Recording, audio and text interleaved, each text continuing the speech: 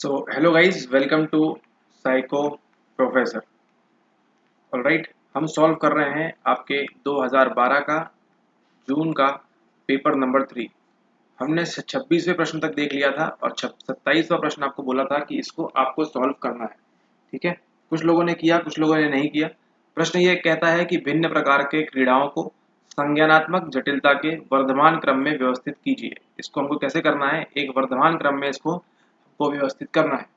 Option दिए हैं रचनात्मक, नाटकीय, प्रकार्यात्मक और खेल। तो सबसे पहले क्या होता है? सबसे पहले आती है आपकी कौन सी क्रीड़ा? सबसे पहले आएगी आपकी यहाँ पे नाटकीय क्रीड़ा। ठीक है, यानी कि 2।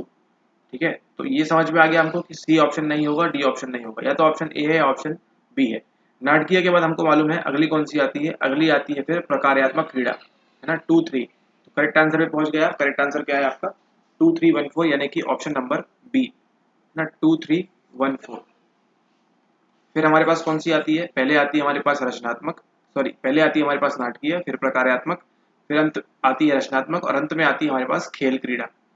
ओके, तो ये था इस प्रश्न का उत्तर, यानी कि ऑप्शन नंबर बी। अब देखते हैं आगे के प्रश्नों को। अगर बात करें हम प्रश्न नंबर 28 की, प्रश्न नंबर 28 की बात करें, कुछ लोगों का मानना है कुछ लोगों का मानना है कि कुछ वस्तुएं सौभाग्यशाली होती हैं। ठीक है, जैसे कोई चाबी हो गई, ठीक है, या कोई पेन हो गया, या कोई भी दूसरी चीज हो गई एक्स वाई जी। ये क्या होती है? ये सब मानते हैं कि कुछ वस्तुएं सौभाग्यशाली होती हैं और सफलता पाने में उनकी सहायता करती हैं। ठीक है, जैसे दही शक्कर खा के जाना, ठीक है, या फिर कहीं का पानी बहुत ही पाक है ऐसा करके पीना। ठीक है, ऐसा सफलता पानी उनकी सहायता करती है।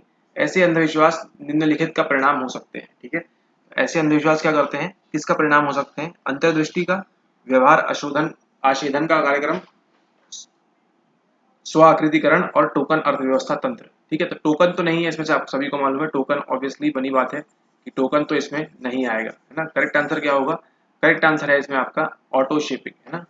आप शेप करते हैं खुद को, है ना, ऑटोमेटिकली सोसाइटी में रह के, है ना। आप सीखते हैं दूसरों से कि कोई किस पे विश्वास कर रहा है, किसी पे विश्वास नहीं कर रहा है, आपके घर में, परिवार में।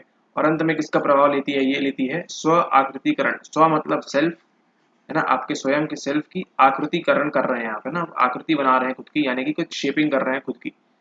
ओके, तो करेक्ट आंसर हो जाएगा इसमें आपका ऑप्शन नंबर सी, यानी स्व आकृतिकरण। ठीक है, अब देखते हैं नेक्स्ट प्रश्न। नेक्स्ट प्रश्न है आपका 29th। ये कहता है सर्जरी, शल्य क्रिया, पूर्व भय या प्रतिबल, जख्म भरने में विलंब, धीमे उत्तर शल्यक स्वास्थ्य लाभ से संबंधित है। ठीक है, तो क्या आपको लगता है सही है? बिल्कुल। फिर कारण क्या दिया हुआ है? मनोवैज्ञानिक कारक दैहिक बीमारी को प्रभावित कर सकते हैं। इनका ऐसा कहना है कि मनोवैज्ञानिक कारक जो है क्या कर सकते हैं? दैहिक बीमारी को प्रभावित कर सकते हैं। ये भी सही बात है। ठीक है, तो ए भी सही है हमारे पास और आर भी सही है। मनोवैज्ञानिक कारक क्या करते हैं? अगर आप दिमागी रूप से परेशान हैं, है ना, तो आपको क्या होगी? दैहिक बीमारी भी आपकी प्रभावित होगी, आप और खराब स्थिति में चले जाएंगे, है ना, सुधरने की बजाय। ठीक है, तो क्या हो गया? ए भी सही है, आर भी सही है, लेकिन आर क्या इसको जस्टिफाई कर रहा है? क्या ये तर्क सही दे रहा है ए के बारे में? नहीं, ऐसा बिल्कुल नहीं है। तो करेक्ट आंसर होगा हमारा ऑप्शन नंबर बी। ए और आर दोनों सत्य है और आर ए की सही व्याख्या बिल्कुल भी नहीं। अब देखते हैं अगला सवाल, यानी कि सवाल नंबर 30। नए, न्यू या चुनौतीपूर्ण चैलेंजिंग कार्य पर निपुणता हासिल करने के बच्चों के प्रयासों को जिस प्रकार से अध्यापकों, अभिभावकों या ज्यादा निपुण व्यक्तियों द्वारा नम्य तथा प्रासंगिक ढंग से सपोर्ट प्रोत्साहित किया जाता है, उसे कहते हैं पाड़ बांधना, यानी कि स्कैफोल्डिंग, सामाजिक प्रभाव, सामाजिक मध्यस्थता और सामाजिक हवाला देना। आपको क्या लगता है क्या होगा इसमें से आपका आंसर? है ना, यहाँ पे देखिए हो क्या रहा है, बच्चों के साथ उनको क्या कर रहे हैं बच्चे? अध्यापक, अभिभावक, है ना, यानी कि पेरेंट, टीचर्स, है ना, क्या कर रहे हैं? या ज्यादा निपुण व्यक्ति, है ना, जो स्पेशलिस्ट हैं, ये क्या करते हैं? बच्चों को क्या करते हैं? न्यू और चुनौतीपूर्ण कार्य पर निपुणता हासिल करने के बच्चों के प्रयासों को जिस प्रकार से, है ना, सपोर्ट करते हैं। मेनली क्या दे रहे हैं? वो सपोर्ट दे रहे हैं, सपोर्ट सिस्टम कर रहे हैं, प्रोत्साहित कर रहे हैं। इसको हम कहते हैं हमारी भाषा में, इसे कहते हैं पाड़ बांधना। ठीक है, क्या कहते हैं? पाड़ बांधना या फिर स्कैफ फोल्डिंग। ठीक है, इंग्लिश में बात करें स्कैफ फोल्डिंग इसे कहते हैं। ठीक है, आपके प्रश्न नंबर 30 का करेक्ट आंसर क्या है? ऑप्शन नंबर ए, यानी कि स्कैफ फोल्डिंग। ओके, ठीक है, अब देखते हैं हम अगला प्रश्न। अगला प्रश्न है हमारा प्रश्न नंबर 31। यहाँ आपको दिया हुआ है कि निम्नलिखित में से कौन सा युग्म सही सुमेलित नहीं है। क्या पूछ रहा है आपसे, सही सुमेलित नहीं है, थोड़ा ध्यान से देखिए इसको। पहला दिया है कारक विश्लेषण के पद दिए हुए हैं और यहाँ दिया है अर्थ और उदाहरण। प्रिंसिपल एक्सिस, प्रोमैक्स, लंब कोणीय घटकों के बीच सहसंबंध और विवेचन के लिए संघटकों की संख्या निश्चित करने का आरेख। कैटल का स्क्री, अंतः संघटक असहसंबंध, संघटक घूर्णन पद्धति, संघटक निष्कर्षण पद्धति। तो इसमें सही आंसर क्या है आपका, सही आंसर है इसमें आपका ऑप्शन नंबर सी। ठीक है, यानी कि ये सही सुमेलित नहीं है ना, सही सुमेलित नहीं है। अंतः संघटक सहसंबंध, लंब कोणीय घटकों के बीच सहसंबंध, ये जो दोनों पेयर हैं ये करेक्टली मैच्ड नहीं है। ठीक है, अब बात करते हैं, अगला है प्रश्न नंबर 32। निद्रा के एक दौर की अवस्थाओं के सही अनुक्रम का चयन करें। ठीक है, निद्रा की एक दौर की बात की गई है, उसमें जो अवस्थाएं होती हैं उनके सही अनुक्रम का चयन करना है। 2 3 4 REM, 3 2 REM 2, REM 2 3 1, 1 2 3 REM। सही कौन सा है इसमें से, option number B 3 2 REM 2। Okay, अब बात करते हैं अगले प्रश्न की। अगला प्रश्न आपसे कह रहा है प्रश्न नंबर 33।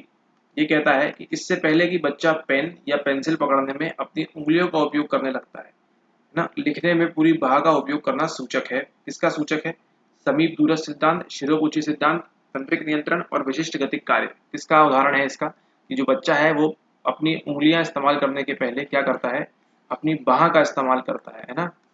उंगली और बाह में फर्क आपको मालूम है, वेरी गुड, है ना। तो उंगलियों की उपयोग करने लगता है। ठीक है, लिखने में पूरी बाह का उपयोग करना किसका सूचक है,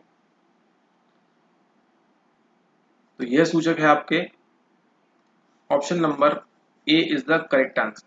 ठीक है, option number A is the correct answer, ये है समीप दूरस्थ सिद्धांत का। ठीक है ना, ये किसका सूचक है कि बच्चा पेंसिल पकड़ने के पहले जब पकड़ने जाएगा तो बच्चा, इससे पहले कि बच्चा पेन या पेंसिल पकड़ने में अपनी उंगलियों का उपयोग करने लगता है ना, उंगलियों का उपयोग करने के पहले वो किसका उपयोग करना है, पूरी बाह का उपयोग कर रहा है। ये किसका सूचक है, ये सूचक है आपके ऑप्शन नंबर ए समीप दूरस्थ सिद्धांत का। ठीक है, option A is the correct answer. बात करते हैं क्वेश्चन नंबर 34 की। जिस सिद्धांत के अनुसार ज्यादा अधिमानी गतिविधि को कम अधिमानी गतिविधि को पुनर्बलित करने के लिए उपयोग किया जा सकता है, उसे क्या कहा जाता है। ठीक है, आपको मान लो कोई काम नहीं करना है, ठीक है, आपके इंटरेस्ट का काम नहीं है, लेकिन हम चाहते हैं कि आप वो काम करें। ठीक है, इसके लिए हम किसका इस्तेमाल करेंगे, इसके लिए इस्तेमाल करेंगे हम प्रीमैक्स सिद्धांत का। Option number D is the correct answer. ये एक ऐसा सिद्धांत है, इसके अनुसार क्या होता है, ज्यादा अधिमानी गतिविधि को ना कम अधिमानी गतिविधि को पुनर्बलित करने के लिए उपयोग किया जा सकता है। इसे आपको ये कहा जाएगा कि सुबह 4 बजे आपको उठना है। ठीक है, 4 AM आपको उठना है, आप नहीं उठेंगे, ये क्या है, कम अधिमानी गतिविधि हुई। ठीक है, लेकिन अब क्या करेंगे हम आपको बोलेंगे कि अगर आप 9 बजे सो जाएंगे, ठीक है, तो क्या मिलेगी, 9 बजे अगर आप सो जाएंगे तो आपको केक खाने मिलेगा। ठीक है, इस प्रकार से आप क्या करेंगे, और फिर आपको कहा जाएगा अगर आप केक खाते हैं फिर आपको क्या करना होगा, 4 बजे उठना होगा, है ना। इससे क्या होगा, आपको केक तभी मिलेगा जब आपको कब उठेंगे, आप सवेरे 4 बजे उठेंगे। ठीक है, 4 बजे आप उठेंगे, उसके लिए आप 9 बजे सोएंगे और आपको केक मिलेगा। ये सारी चीज़ें इस प्रकार है, छोटा सा एक एग्जाम्पल है, आप अपना एग्जाम्पल खुद का सेट कर सकते हैं, है ना। इस प्रकार से करेक्ट आंसर क्या होता है, करेक्ट आंसर इसका होता है आपका ऑप्शन नंबर डी, यानी कि प्रीमैक का सिद्धांत। ना ही ये अवशेष अनुबंधन है, ना ही ये हल का सिद्धांत है, हल्स थ्योरी भी नहीं है, ना ही ये उद्दीपक सामान्यीकरण का सिद्धांत है। करेक्ट आंसर है इसका प्रीमैक सिद्धांत। जिस प्रकार से बच्चों को चॉकलेट देते हैं और फिर उनको करेले की सब्जी खिलाई जाती है। ठीक है, ये क्या आएगा आपका प्रीमैक प्रिंसिपल में एक एग्जाम्पल आ सकता है। Alright, thanks for watching the video. ये इसका आपका 4th वीडियो था, है ना। अगले वीडियो में हम मिलेंगे तो आगे करेंगे आगे के सवाल। Alright, thank you and have a nice day ahead.